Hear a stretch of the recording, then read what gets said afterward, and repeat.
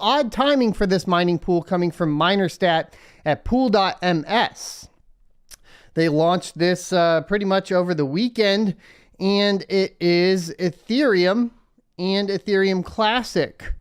And I guess the Ethereum Classic makes sense. A lot of companies have been doing this lately. You know, we had Luxor release an Ethereum pool, which was odd. And now we have MinerStat deciding to release an Ethereum pool, which is odd to say the least. The fee is quite high at 2% as well. It's PPLNS, so nothing revolutionary from there. The things that they're going to be kind of giving you here that are interesting is that if you use MinerStat for their OS or for the miner on Windows, you can get basically 100% of your fee back as MinerStat credits.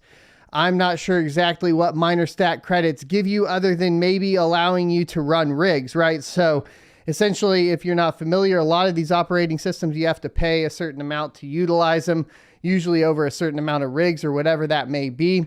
What my assumption here is that you will get all of your fee paid back, but then you'll take that fee as part of your MinerStat credits to pay for your rigs for utilizing the OS or the miner itself. The pool stats has 906 workers on it and 0.2 terahash a second. So not necessarily anything crazy as far as like increase in hash power on it. I mean, it's a pretty respectable amount of hash rate already for a new launch, but nothing too out of the ordinary or unexpected for a site that has so much traffic going to it. If you guys are interested, you're already utilizing MinerStat for the OS. Maybe it's one you want to check out because you do get those fees back to pay, as best I can tell, for your rigs. I'll have to confirm all that, obviously, and go through it and get more information. That's where we are at right now. So a new miner, a new mining pool. And now we have new information as well on Kaspa. Now, Kaspa is a coin that I had been speculative mining early on before it was listed on any exchanges. And we have today an announcement or basically a community post by M. Sutton, one of the, of course, developers for Kaspa.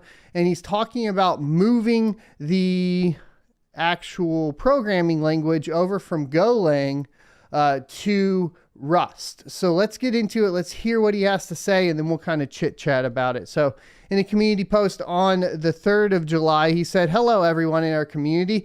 I would like to share some of my thoughts regarding the next step of the Kaspa development effort. Some would call it a roadmap, but this is mostly my personal perspective and plans." So the TLDR is I have a few months now where I can theoretically work full-time on Kaspa, and I want to initiate an effort to rewrite Kaspa D in Rust in order to make it into a space code, quote unquote, system to reach maximal BPS and TPS, so transactions per second, through a high-performance, well-designed implementation.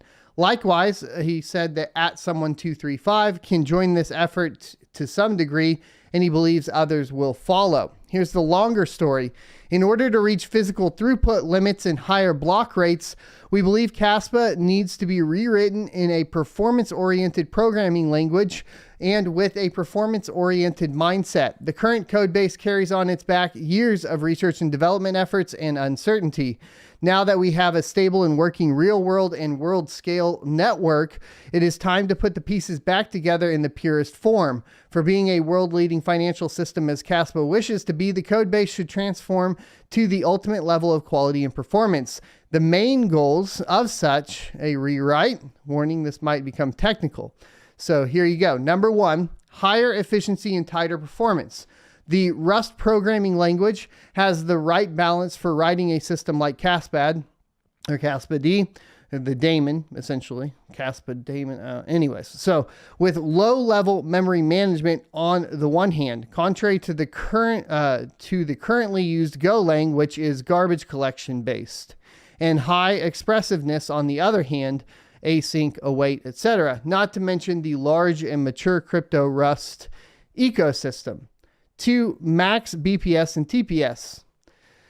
Giving the above some concrete numbers, I believe a goal of 32 BPS is definitely possible, and even 100 BPS is a reasonable target. With our current block size, this would translate to 6,400 to 20,000 transactions per second, but block size can also theoretically be increased to find a sustainable amount of transactions per second, where the only limiting factor becomes the internet connection itself.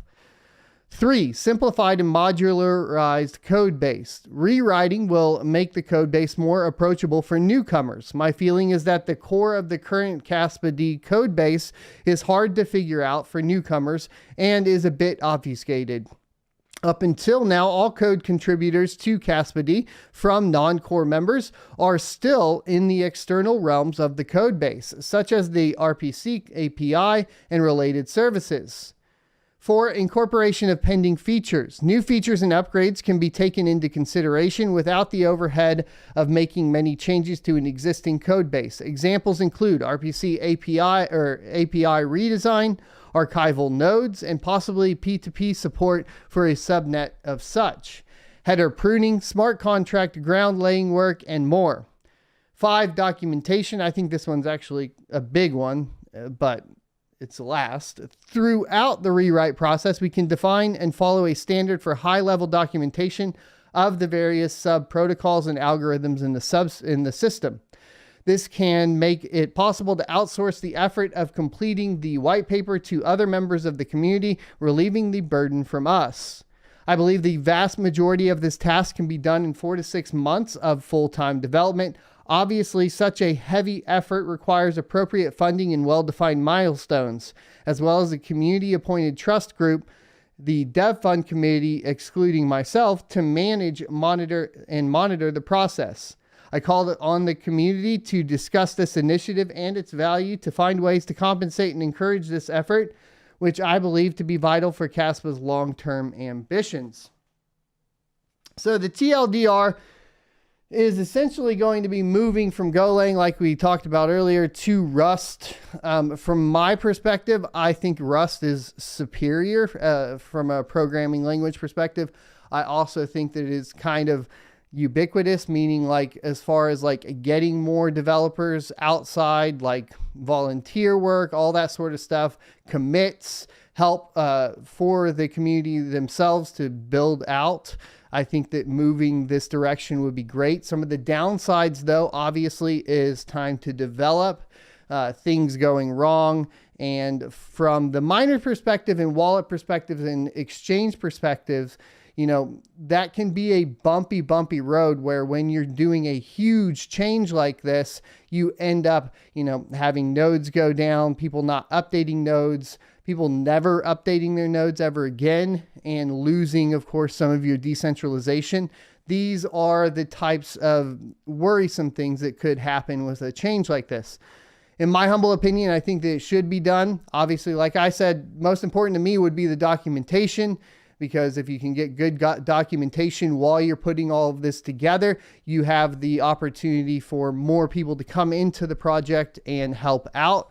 And the more documentation, the better with any project, in my humble opinion. So that's kind of where I'm at there. Obviously, having more transactions per second is going to be better as well. So more transactions, faster block times, all of that sort of stuff is relevant here as well. So that's kind of what's going on. You can check out their Discord and basically participate in the discussion surrounding this change.